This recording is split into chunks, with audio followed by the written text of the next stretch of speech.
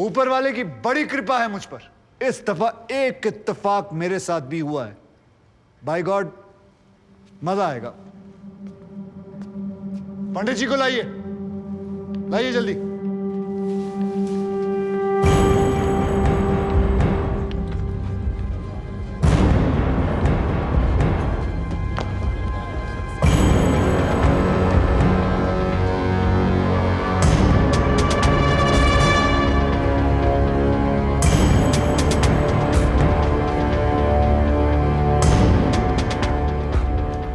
क्या मैं पूछ सकता हूं कि क्या हो रहा है इस कोर्ट में? और क्या आप बताने की जहमत करेंगे कि आप ऐसा होने क्यों दे रहे हैं? कौन है ये बाबा सर? इसका इस केस से क्या रिलेशन है सर? ना कोई एडवांस नोटिस है, ना अग्रिम सूचना है। क्या रेलेवेंस क्या है और आप इसे अलाउ कर रहे हैं? जनाब, इस विटनेस का नोटिस देता ना तो ये विटनेस यहां नहीं होता, किसी मुर्दा घर में गड़ा हुआ होता। इस आदमी को मैं पकड़ के नहीं लाया हूं, पुलिस वाले पकड़ के लाए हैं। और जनाब, इस विटनेस का इस केस के साथ डायरेक्ट कनेक्शन है। इंस्पेक्टर साहब, आपने अरेस्ट किया इसको? जनाब, ये वकील साहब एकदम सही कह रहे हैं। इस पंडित का इस केस से सीधा संबंध है। अगर संबंध नहीं हुआ ना, इंस्पेक्टर साहब, नौकरी खा जाऊंगा मैं आपकी। जानते हो ना ये बात? लेकिन जनाब, मैं बिल्कुल सही कह रहा हूं। ठीक है, मैं विटनेस को अलाउ करता हूं। No sir, I object sir, I object. Mathur साहब, मेरी बात सुन। देखो क्या है यार, 3 बजने वाले हैं। बाहर जाएंगे ना बस मिलेगी ना रिक्शा मिलने वाला है। 6 बजे तक तो वैसे ही बैठना हम लोगों को, तो तब तक करवा लेते हैं विटनेस। मतलब हो सकता है कि इसमें कुछ निकली है। हैं जी? चलिए जी, विटनेस बॉक्स में आ जाइए।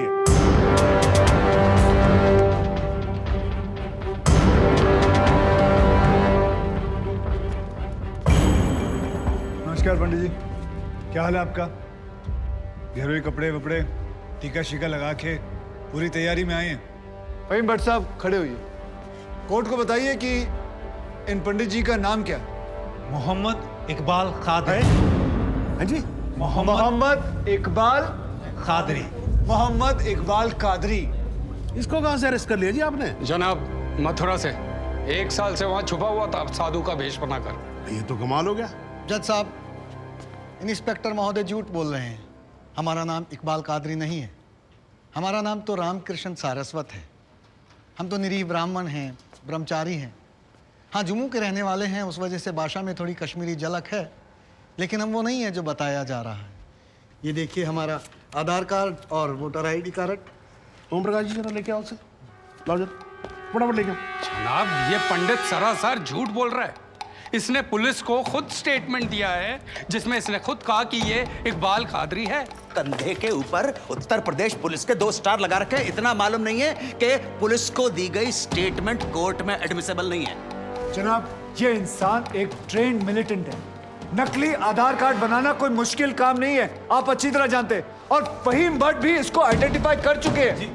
सर, ये अपनी आइडेंटिटी छुपा रहा है। श्रीमान यहाँ आइडेंटिटी छुपा नहीं रहा है, अपनी आइडेंटिटी बता रहा है। कैसे बताएगा अपनी आइडेंटिटी? हम सब कैसे बताएंगे सर? आप सुंदरलाल त्रिपाठी हैं, मैं प्रबोध माथुर हूँ, ये पंडित जी हैं कानपुर वाले। कैसे पता पड़ेगा? किसी आधार कार्ड से, राशन कार्ड से या पासपोर्ट से। सबूत आपके सामने है सर, संदेह की कोई बात ही नहीं।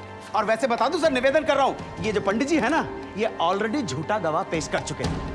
बार एसोसिएशन ने इनका लाइसेंस रद्द कर दिया। चंद घंटों के मेहमान है ये वकीलगिरी से सर, इनकी बात को सीरियसली नहीं लिया जाए। माथुर साहब, चंद घंटे तो है ना? है ना? लड़ लूं ना, तब तक तो लड़ सकता हूं ना। जॉली साहब, ये देखो यार, कोर्ट में लड़ने वड़ने की बात मत करो आप।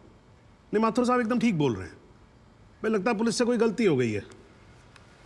बाबा जी सॉरी, आप जा सकते हो। एक मिनट जॉली जी, आप वहीं रुके। एक मिनट सर, मैं आपसे हाथ जोड़ के विनती करता हूँ, मैं इससे कुछ सवालात करना चाहता हूँ। मैं बड़ी मुश्किल से इसको लेके आया हूँ। मैं एक मौका मुझे दे दीजिए। नहीं, आपने क्या कहा था? अभी ऑटो बस कुछ नहीं मिलने वाला। एक मौका। 1 मिनट, आप चिल्लाना बंद करोगे जरा? 2 मिनट चुप रहोगे आप? गलती हो, पर 2 मिनट चुप रहो आप। ओके।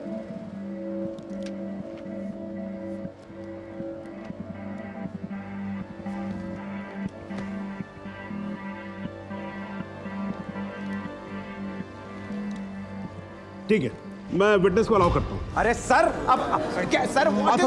माथुर साहब, I think court has the right to decide. Okay जी, and court has decided. Please. Thank you.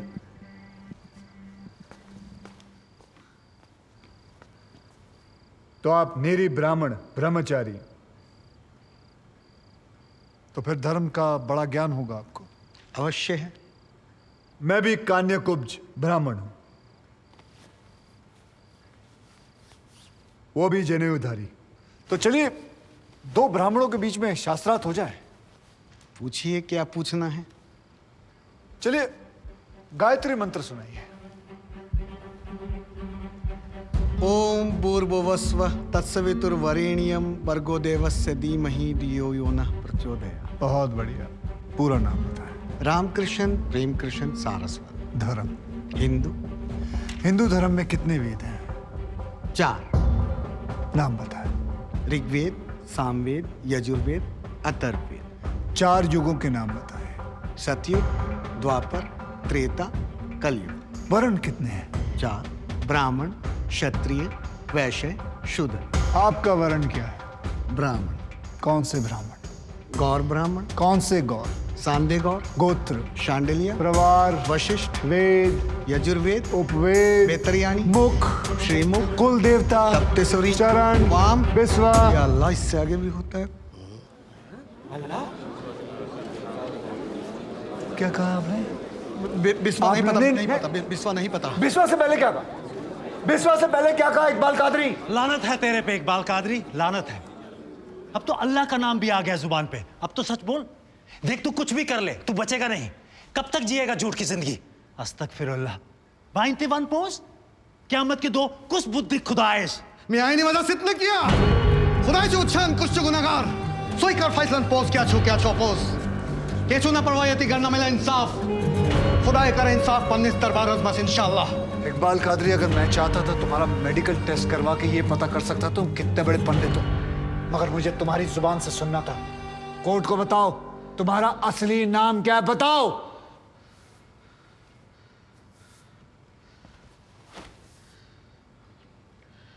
जज साहब, मेरा नाम मोहम्मद इकबाल कादरी है। मुझे सिंह साहब ने अरेस्ट किया था। मैं उनकी कस्टडी में था, लेकिन उन्होंने मुझे कोर्ट में पेश नहीं किया। मैं जानता था कि वो मेरा एनकाउंटर करने वाले हैं। एक दिन मौका देकर मैंने उनसे कहा कि अगर वो मुझे जाने देंगे तो मेरे आदमी उन्हें बहुत सारा पैसा देंगे, और उन्होंने मेरी बात मान ली। इसे लेके कहाँ जा रहे हैं? सिंह साहब ने आजाद कर दिया इसे। जा रहा है। आजा। सिंह साहब को कितने पैसे दिए? 50 लाख, 25 लाख एडवांस और 25 एनकाउंटर के बाद। आई ऑब्जेक्ट श्रीमान।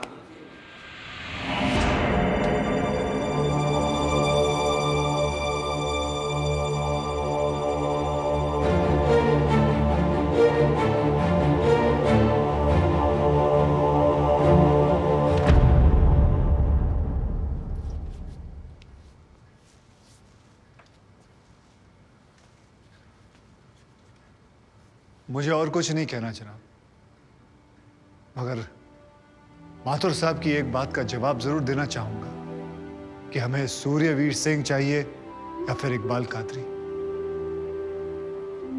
जनाब, हमें दोनों ही नहीं चाहिए। हमें ऐसे कादरी नहीं चाहिए जो बेगुनाह लोगों को मारना जिहाद समझते हैं, लेकिन हमें ऐसे सूर्यवीर सिंह भी नहीं चाहिए जो पैसों के लिए एक मिलिटेंट को छोड़ देते हैं और किसी बेकसूर की जान ले लेते हैं। मैं हिम्मती बहादुर पुलिस वालों को सलाम ठोकता हूं, झुककर सजदा करता हूं, लेकिन जिसके हाथ किसी बेकसूर के खून से रंगे हों, उसे मैं वही कहूंगा जो वो है, कातिल। और ऐसे राक्षसों से बच के रहिएगा माथुर साहब। किसी ने 25-30 लाख ज्यादा दे दिए तो क्या पता अगला इत्तेफाक आपके साथ हो जाए।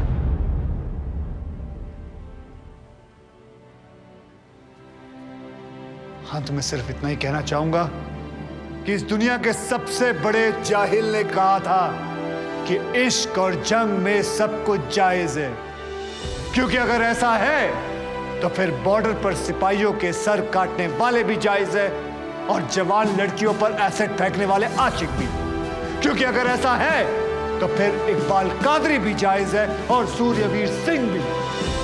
अब आप ही तय करें जनाब कि ये दोनों जायज है या फिर दोनों नाजायज।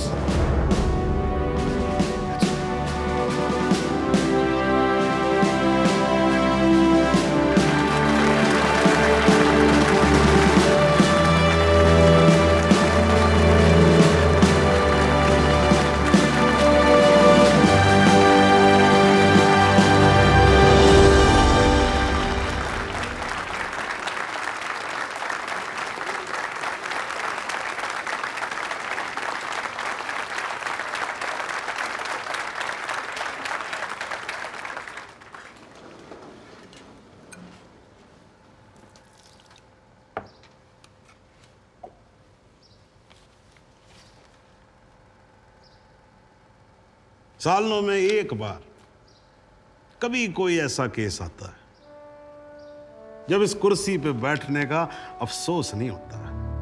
नहीं तो जी मैं तो रोज ही कोर्ट आता हूं, बैठा रहता हूं कोर्ट के अंदर, घड़ी की तरफ देखता रहता हूं कि कब 6 बजे और कब मैं उठ के घर चला जाऊं। क्या करें जी, न्यायपालिका की हालत ही कुछ ऐसी है। ये देखो जी, ये अंधेरे बदबूदार कमरे जिन्हें कोर्ट कहा जाता है, भाई साहब इसमें हम जैसे जजों का आने का मन नहीं करता। आम जनता की बात तो क्या करें। हाँ जी मात्र साहब ठीक बोल रहा हूं ना मैं? मतलब 3 करोड़ से ज्यादा केसेस पेंडिंग है इस देश के अंदर, और कुल मिलाकर जज कितने? 21,000। यानी देखा जाए तो 1 लाख लोगों पर एक जज। डेट पे डेट पड़ती रहती है। हाँ जी, लोग आते रहते हैं, हताश होकर घर जाते रहते हैं। लेकिन फिर भी आज भी हिंदुस्तान में जब कहीं 2 लोगों के बीच में झगड़ा होता है ना, कोई विवाद होता है, तो एक दूसरे से क्या कहते हुए पाए जाते हैं? I will see you in court. क्यों करते हैं भाई लोग ऐसा? हाँ जी, क्योंकि आज भी लोग भरोसा करते हैं, न्यायपालिका पे। उनको भरोसा होता है कि अगर सरकार उनकी बात नहीं सुनेगी, प्रशासन उनकी बात नहीं सुनेगा, पुलिस उनकी बात नहीं सुनेगी, तो कोर्ट सुनेगी उनकी बात, सुनेगी और न्याय देगी। इसलिए भाई साहब, इस कुर्सी पे बैठा मेरे जैसा हर आदमी, उसका यह कर्तव्य बनता है कि वो इस भरोसे को ना टूटने दे।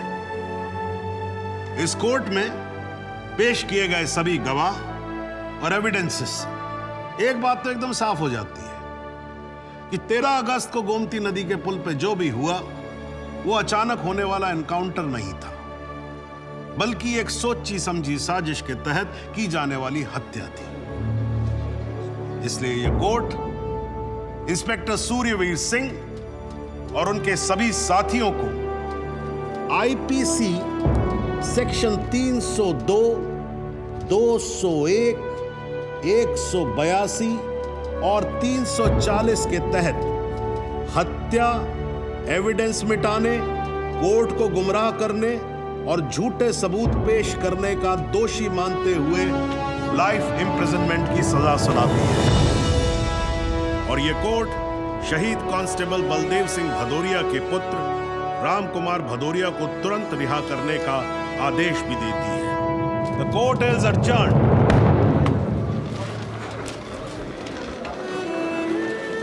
बहुत मुबारक। थैंक